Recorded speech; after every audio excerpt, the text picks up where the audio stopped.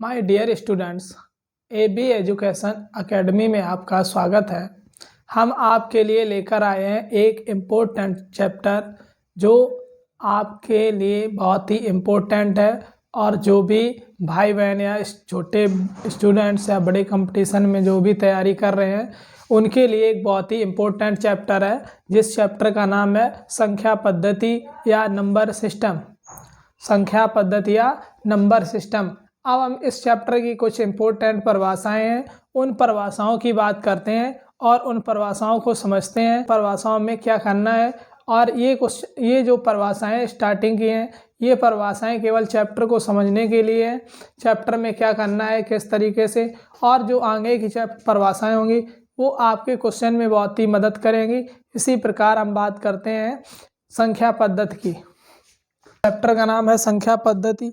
संख्या पद्धति में बात हम आज करते हैं संख्या पद्धति, यानी कि संख्या पद्धति जो चैप्टर का नाम है, इस चैप्टर का प्रयोग क्यों किया जाता है और ये कैसे उत्पन्न हुआ, इस चैप्टर की क्या ज़रूरत है, और इस चैप्टर के जो संख्या पद्धति है इसको हम बात करते हैं संख्या पद्धति किस लिए प्रयोग करते हैं। तो संख्या पद्धति है यानी कि एक पद्धति है संख्या पद्धति में क्या है कि संख्याओं को लिखने के लिए, किसको लिखने के लिए, संख्या को लिखने के लिए एक खास प्रकार की पद्धति अपनाई जाती है। एक खास प्रकार की पद्धति अपनाई जाती है। संख्याओं को लिखने के लिए एक खास प्रकार की पद्धति अपनाई जाती है। खास प्रकार की पद्धति अपनाई जाती है जिसमें अंकों का प्रयोग करके संख्याएं बनाई जाती हैं, जिसे संख्या पद्धति कहते हैं। जिसे क्या कहते हैं, संख्या पद्धति। जैसे कि संख्या पद्धति में दशमिक अंकन प्रणाली या द्विआधारी अंकन प्रणाली या त्रिआधारी अंकन प्रणाली या रोमन पद्धति, इस प्रकार से जो पद्धति होती हैं, इन पद्धति के प्रयोग से जो संख्याएं बनती हैं उसको ही हम क्या कहते हैं, संख्या प्रणाली में क्या है, डेसिमल सिस्टम। क्या है, डेसिमल सिस्टम। इस डेसिमल सिस्टम में क्या है, इस पद्धति से किसी संख्या को लिखने के लिए 10 अंकों यानी 0, 1, 2, 3, 4, 5, 6, 7 और 7, 8 और 9 में से एक या एक से अधिक अंकों का प्रयोग किया जाता है। 10 अंकों में से एक या एक से अधिक अंकों का प्रयोग किया जाता है। जो हम दशमिक अंकन प्रणाली की संख्याएं लिखते हैं उसमें एक या एक से अधिक अंकों का प्रयोग किया जाता है। टोटल कितने अंक हैं, 10 अंक। इन्हीं 10 अंकों का प्रयोग करते हैं हम और उस प्रयोग से क्या बनती है, दशमिक अंकन प्रणाली। इसी में अगला पॉइंट देखते हैं। प्रथम पॉइंट क्या था कि 10 अंकों का प्रयोग करते हैं और इसी में से एक या एक से अधिक अंकों का प्रयोग करके दशमिक अंकन प्रणाली बनती है। जैसे कि इनमें अंकों के प्रयोग से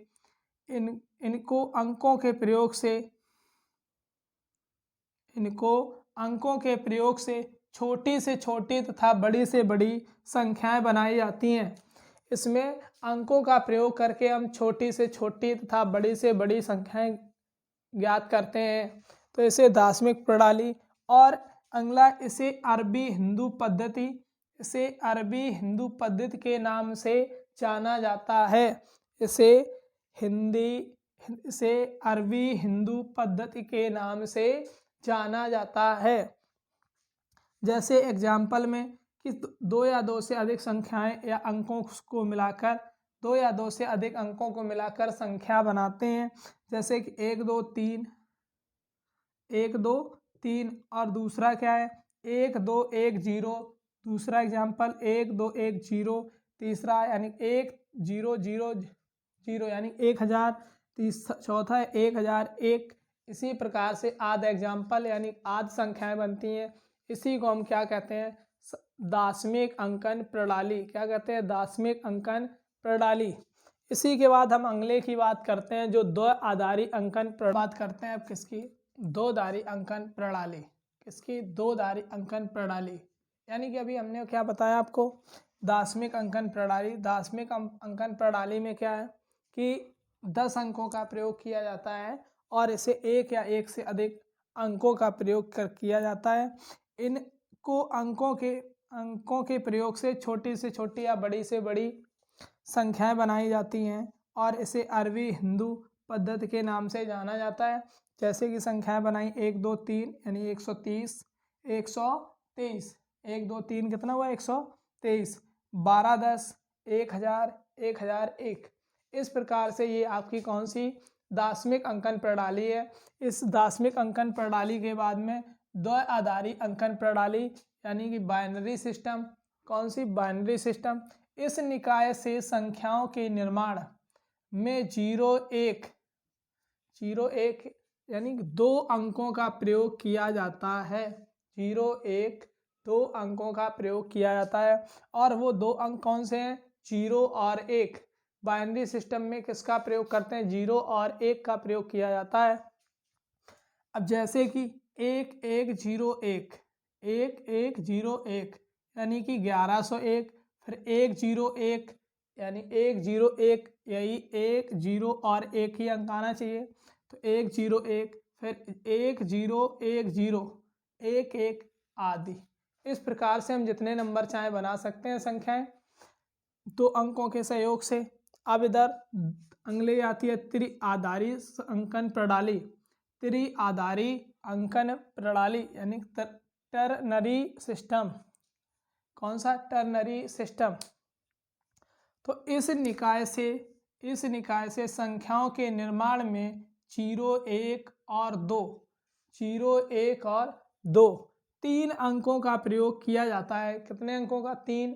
बाइनरी में क्या है 1 0 और 1 2 अंकों का प्रयोग करते हैं और टर्नरी में क्या है कि 3 अंकों का 0 1 2 3 अंकों का प्रयोग करते हैं। इस प्रकार से जो संख्याएं बनती हैं उन संख्याओं को क्या कहते हैं त्रिआधारी अंकन प्रणाली या टर्नरी सिस्टम। तो जैसे 3 अंकों 0 1 2 के सहयोग से 1 2 2 0 1 1 2 0 1 यानी कि 1201। अगली संख्या 2 1 0 1 तो कितना होगा 2101। फिर अगला 1 0 2 1 1021। तो इस प्रकार से जो संख्याएं बनती हैं उन संख्याओं को क्या कहते हैं टर्नरी सिस्टम। टर्नरी सिस्टम या त्रिआधारी अंकन प्रणाली। त्रिआधारी अंकन प्रणाली। अब अगली कौन सी पद्धति आती है। अगला कौन सा है रोमन पद्धति या रोमन अंकन प्रणाली। रोमन पद्धति या रोमन अंकन प्रणाली रोमन सिस्टम। इस पद्धति में 1 2 3 4 5 10 और 50 को किस रूप में चेंज करते हैं यानी कि रोमन रूप में लिखते हैं। 1 को I1, 2 को 2I, 3 को 3I, 4 को VIV, 5 को B, 10 को X और 50 को L। इसी प्रकार में आयोजित हैं। इन संख्याओं को क्या कहते हैं रोमन अंकन प्रणाली।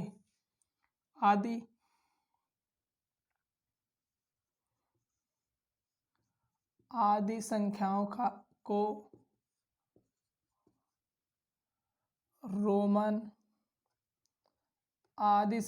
को रोमन अंकन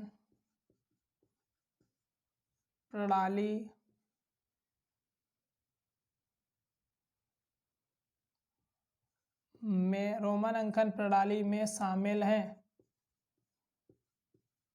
काय में रोमन अंकन प्रणाली में शामिल है तो इस पद्धति को क्या कहेंगे रोमन अंकन पद्धति या रोमन अंकन प्रणाली यानी कि रोमन सिस्टम। इस प्रकार से जो इनके आगे की संख्याएं हैं इसके आगे की कुछ इम्पोर्टेंट परिभाषाएं। अब हम उन परिभाषाओं की बात करते हैं।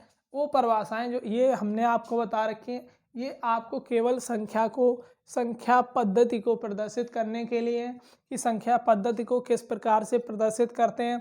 नंबर 1 आपका जो संख्या पद्धति है इस संख्या पद्धति को हमने बताया संख्याओं को लिखने के लिए एक खास प्रकार की पद्धति अपनाई जाती है जिसमें अंकों का प्रयोग करके संख्याएं बनाई जाती हैं जिसे संख्या पद्धति कहते हैं। चैप्टर का नाम क्या है संख्या पद्धति। अब संख्या पद्धति में क्या याद रखना है कि संख्याओं को बनाने के लिए एक खास प्रकार की पद्धति अपनाई जाती है, जिससे कि जो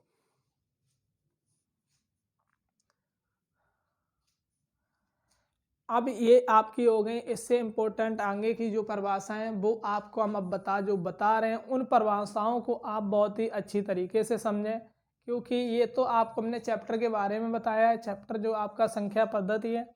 इसके आगे जो भी परिभाषाएं वो आपकी टॉपिक यानी कि क्वेश्चन में जो भी सवाल लगेंगे उन सवालों में आपके लिए बहुत ही इम्पोर्टेंट है। देखते हैं हम आगे। इकाई को जितनी बार लिया जाता है उसे संख्या कहते हैं।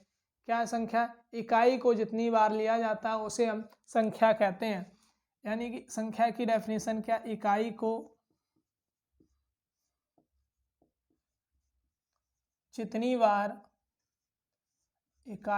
जितनी बार लिया जाता है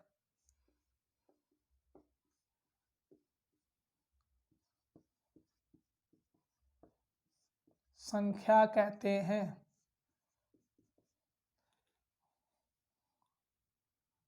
उसे संख्या कहते हैं। इकाई को जितनी बार लिया जाता है उसे संख्या कहते हैं। जैसे 2 5 1, 2 5 1, 5 1, 3 4 2। इस प्रकार से जो भी संख्याएं बनेंगी, यानी इकाई का मतलब एक अंक, फिर उसके बाद एक इकाई ले लिया, फिर दूसरा इकाई ले लिया, फिर तीसरा चौथा ले लिया। इस प्रकार से इकाई से सम्मिलित जो भी संख्याएं बनेंगी, इकाई का मतलब एक अंक पुनः फिर लिया जा रहा है। कैसा ले रहे? पुनः फिर। तो इस प्रकार से जैसे हमने यहाँ लिया इकाई का 1 है, लेकिन अगर 5 लिया जाए तो फिर वो भी इकाई का 5 है। 2 को देखें तो 2 भी इकाई का 2 है। तो इस प्रकार से जो भी संख्या है वो इकाई की संख्या है। इस प्रकार से जो सम्मिलित संख्या उसे क्या कहते हैं? संख्या। क्या कहते हैं? संख्या। यदि हम बात करें अंक की, किसकी बात करें? अंक की, तो अंक आपके कितने हैं? 10। वो अंक 10 कौन कौन से हैं? पहला अंक 0, 1, 2, 3 4 5 6 7 8 9। ये आपके अंक हैं। अंक कितने हैं? 10 अंक हैं। इन्हीं 10 अंकों से सम्मिलित पूरा आपका नंबर सिस्टम बना है। आपकी जो भी कैलकुलेशन है, जो भी क्वेश्चन बनेगा वो सब इन्हीं 10 अंकों से बनेंगे। यानी कि जो भी कैलकुलेशन सीखेंगे वो आपकी किससे है? 10 अंकों से। और जैसा कि आपने देखा होगा, जो कि आपकी गिनती यानी कि गिनती काउंटिंग पढ़ाई जाती है, उसमें आपने देखा इन्हीं 10 अंकों का पूरा प्रयोग है। यानी कि संख्या जो भी लिखी जाती है उनमें किनका प्रयोग करते हैं? अंकों का। किनका प्रयोग करते हैं? अंकों का। तो इस प्रकार आप लोग बड़ा अच्छी तरीके से समझ रहे होंगे कि संख्या में किसका प्रयोग करते हैं हम? अंकों का। तो अंक आपके क्या है? अंक है आपके 0 1 2 3 4 5 6 7 8 9। इस प्रकार से हम इधर अंकों की बात कर ली। अब ये आपकी क्या हो गई? संख्या। अब संख्या कितने प्रकार की होती है? यानी संख्या है, संख्या कितने प्रकार की होती है? संख्या आपकी 2 प्रकार की होती है। कितने प्रकार की? 2। अब हम बात करते हैं कौन कौन से 2 प्रकार है संख्या के। संख्या के कौन कौन से 2 प्रकार है?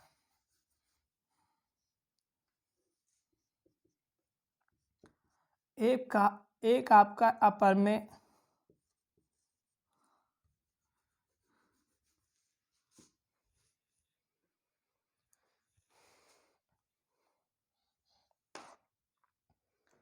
किसकी बात करते हैं? संख्या की। संख्या आपकी कौन सी है? एक वास्तविक। कौन सी? वास्तविक संख्या है, जिसे क्या बोलते हैं? Real number.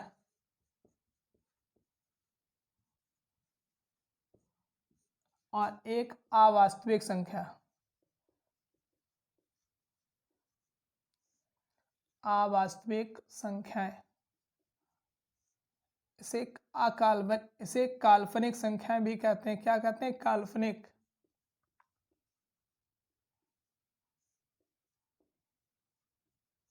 काल्पनिक संख्याएं क्या कहते हैं? ऐसे काल्पनिक संख्याएं। वास्तविक संख्याएं, वास्तविक संख्याएं 2 प्रकार की। कितने प्रकार की? 2 प्रकार की। 2 प्रकार। और अपरमेय संख्या, परमेय संख्याएं या रिएशनल नंबर, और अपरमेय संख्याएं या इरेशनल नंबर। इस प्रकार से हम इनके आगे जो भी है उसे हम आप करवा रहे हैं। आगे की परिभाषाएं जो इनकी हैं वो आगे की बहुत ही इम्पोर्टेंट परिभाषाएं आती हैं और इन परिभाषाओं को आप अच्छी तरीके से समझ लेंगे तो आपको जब हम क्वेश्चन कराएंगे तो आपको उन क्वेश्चनों में कोई प्रॉब्लम नहीं होगी। तो इसलिए जो लोग भी हमारी वीडियो को देख रहे हैं वो वीडियो को बीच में स्किप बिल्कुल ना करें कि जो भी करें, तथा वीडियो को ज़्यादा से ज़्यादा शेयर करें। और यदि हमारे चैनल पर पहली बार आए हैं तो चैनल को सब्सक्राइब करें। संख्या का वर्ग या वर्गफल हमेशा कैसा आता है? धनात्मक आता है। तो वो कैसी संख्या होती हैं? वास्तविक संख्याएं। कैसी संख्याएं? वास्तविक संख्याएं। यदि किसी संख्या का वर्ग फल हमेशा धनात्मक आता है तो उस संख्या को क्या कहते हैं? वास्तविक संख्या कहते हैं। क्या कहते हैं? वास्तविक संख्या क्या कहते हैं। अब जैसे अवास्तविक संख्याएं हैं, कौन सी संख्या है? अवास्तविक संख्याएं। अवास्तविक संख्याओं में क्या है कि जिस संख्या का वर्ग हमेशा या वर्गफल हमेशा कैसा होता है? ऋणात्मक आता है। तो वो संख्याएं कैसी होती हैं आपकी?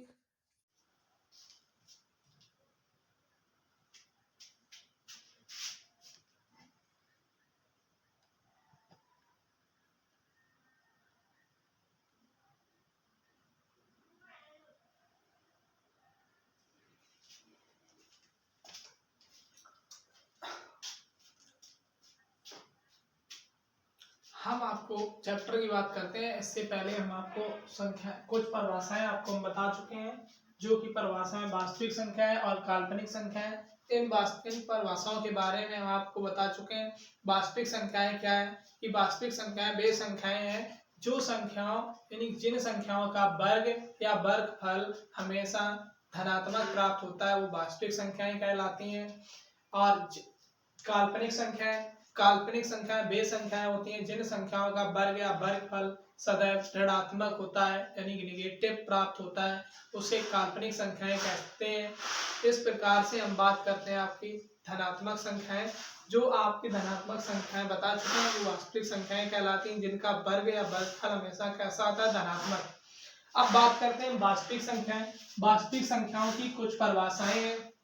वास्तविक संख्याओं से संबंधित कुछ संख्याएं, उन संख्याओं की बात करते हैं हम आज।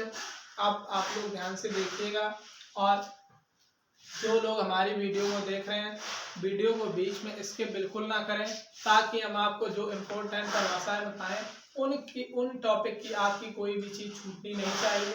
यदि आपकी कोई भी चीज़ छूटती है तो वो आपके लिए बहुत ही घातक है। तो इस प्रकार हम आपको बताते हैं वास्तविक संख्याओं का जो पहला प्रकार है। पहला प्रकार आपका क्या है? अरे यार,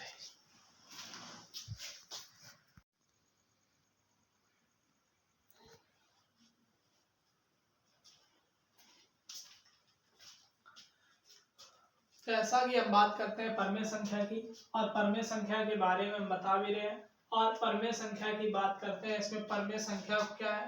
परमेय संख्या को a/b, परमेय संख्या को a/b के रूप में लिखा जा सकता है। किस रूप में? a/b के रूप में, यानी कि अंश बटे हर के रूप में। किस रूप में? अंश बटे हर के रूप में। जैसा कि अभी हमने आपके भिन्न की बात की थी, यानी कि फ्रैक्शन की बात। किसकी बात? फ्रैक्शन की। भिन्न में क्या होता है कि अंश और हर होता है, यानी अंश बटे हर। क्या होता है? अंश बटे हर। और हर का मान जो है वो शून्य नहीं होना चाहिए। हर का मान क्या नहीं होना चाहिए? शून्य। तो अब बात करते हैं, इसमें बात किसकी करते हैं? परमेय संख्या की। तो परमेय संख्या को a/b यानी अंश बटे हर के रूप में, तथा a और b दोनों पूर्णांक हैं, तथा a और b दोनों क्या है? पूर्णांक हैं। a और b क्या है? पूर्णांक हैं। तो इस प्रकार से a/b और b का मान 0 नहीं होना चाहिए, यानी कि b बराबर 0 नहीं हो। b का मान 0 के बराबर नहीं होना चाहिए।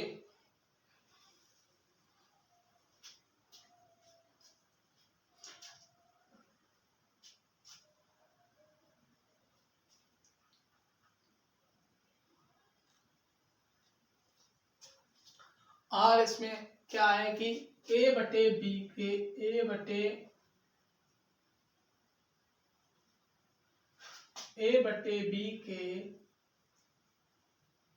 के लघुत्तम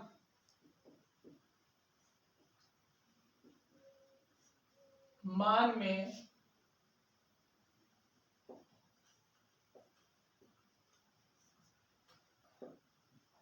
लिखी संख्याएं परमेय संख्याएं होती हैं। परमेय संख्याएं होती हैं। कौन सी संख्याएं? परमेय संख्याएं होती हैं।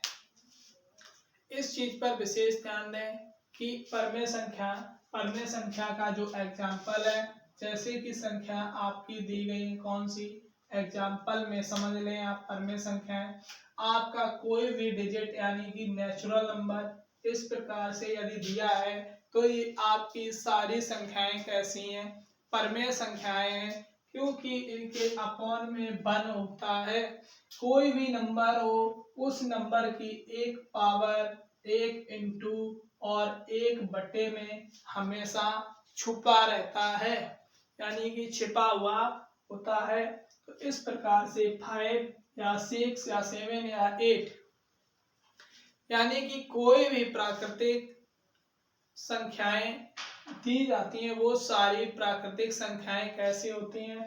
परमेय संख्या या रिएशनल नंबर।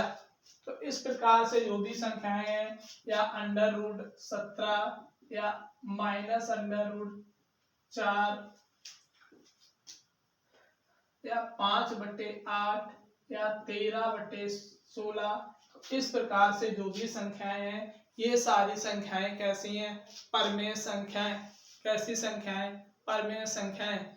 अब इसमें हम जो खास इंपॉर्टेंट है इस चीज पर विशेष ध्यान देते हैं, जो आपका क्या है नोट पॉइंट, इस चीज पे विशेष ध्यान देंगे, यानी कि दशमलव में संख्याएं जो होती हैं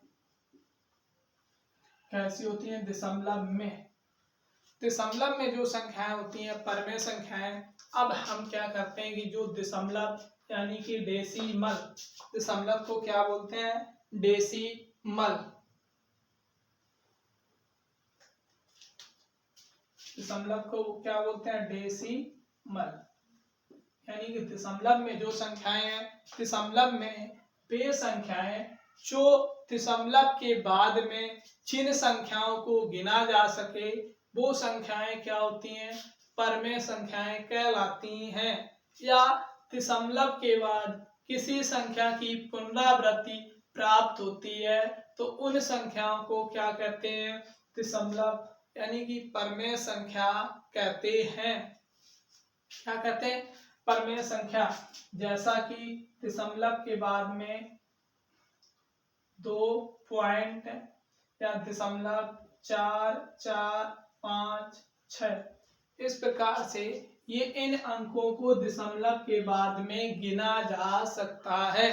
तो ये संख्या आपकी कैसी हो गई? परमेय संख्या। कैसी संख्या है? परमेय संख्या। जैसा कि आपका 3 के बाद में 2, 1, 5, 4, ये भी आपकी कैसी संख्या है? परमेय संख्या, क्योंकि हम दशमलव के बाद इन संख्याओं को गिन सकते हैं।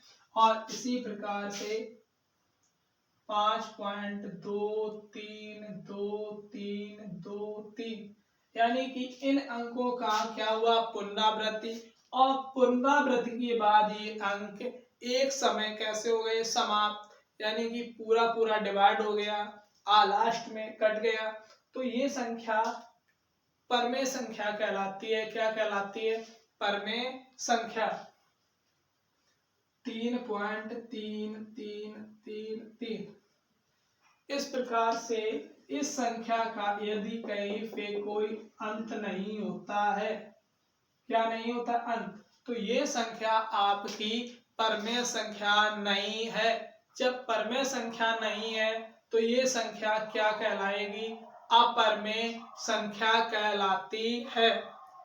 क्या कहलाती है? अपरमेय संख्या कहलाती है। तो इस प्रकार से जो दशमलव में आपके डेसिमल में जो संख्याएं परमेय हैं उस टाइप से हमने आपको बता दिया है कि जो पॉइंट के बाद, जैसा कि हम आपकी दशमलव संख्याएं जो परमेय संख्याएं होती हैं उन परमेय संख्याओं की बात कर चुके हैं, और जो दशमलव संख्याएं परमेय संख्याएं नहीं होती हैं वो यानी कि दशमलव में जिस अंक का पुनरावृत्ति हो या उन अंकों को हम गिन ना सकें, क्या ना कर सकें, गिन ना सकें, उन अंकों का यानी कि कहीं विभाजन अंत ना हो, तो इन संख्याओं को क्या कहते हैं? अपरमेय संख्या। जैसे कि ये आपकी कैसी संख्या है? अपरमेय संख्या। कैसी है? अपरमेय। इस टाइप से आप समझिएगा कि परमेय क्या होती है और अपरमेय संख्याएं क्या कहलाती हैं। जैसे कि अंडर रूट के अंदर एक टाइप से और रह गया है, उस टाइप को आप और देख लीजिएगा कि अंडर रूट में यदि अंडर रूट के अंदर पूर्ण वर्ग संख्या जैसे एक है, एक का वर्गमूल निकालेंगे तो कितना आएगा? एक। कितना आएगा? एक। तो ये आपकी अंडर रूट एक कैसी संख्या है? परमेय संख्या। कैसी संख्या है? परमेय। और इसी के अंदर अंडर रूट अगर 2 दिया जाए तो हम अंडर रूट 2 का वर्गमूल लेंगे तो क्या आएगा? Under root 2। यानी कि अंडर रूट के अंदर कोई पूर्ण वर्ग मूल संख्या लिखी है, यानी कि जो भी संख्या लिखी है उसका यदि पूर्ण वर्ग मूल आता है तो वो संख्या आपकी परमेय संख्या कहलाएगी। यदि अंडर रूट के अंदर जो संख्या दी गई है उस संख्या का पूर्ण वर्गमूल नहीं है तो वो आपकी परमेय संख्या नहीं कहलाएगी। क्या नहीं कहलाएगी? परमेय संख्या नहीं कहलाएगी। तो वो संख्या आपकी कैसी होगी? अपरमेय। तो ये अंडर रूट 2 है, ये अंडर रूट 2 आपकी कैसी है? अपरमेय संख्या। कैसी संख्या है? अपरमेय संख्या। तो इस प्रकार से हमने आपको परमेय संख्या समझा दी है और अपरमेय संख्या की कुछ टाइप हैं। अब हम अपरमेय संख्या के भी आपको उस टाइप के क्वेश्चन यानी एग्जाम्पल करवा रहे हैं और साथ ही साथ आपको अपरमेय संख्या की परिभाषा भी करवा रहे हैं।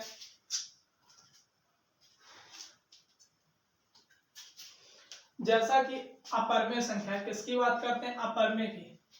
किसकी बात? अपरमेय या इरेशनल नंबर। कौन सा? अपरमेय या इरेशनल नंबर। अपरमेय या इरेशनल की बात करते हैं।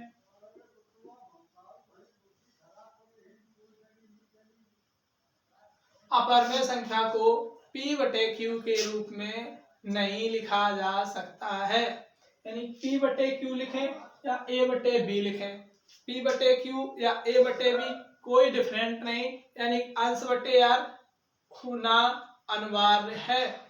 परमेय संख्या में अंश बटे हर होना अनिवार्य है और Q का मान यानी कि हर का मान जो है वो 0 नहीं होना चाहिए। तो इस प्रकार से अपरमेय संख्या की बात करते हैं। तो अपरमेय संख्या में क्या है कि अपरमेय संख्या को P/Q के रूप में नहीं लिखा जाता, यानी अंश बटे हर के रूप में नहीं लिखते हैं या A/B के रूप में नहीं लिखते हैं।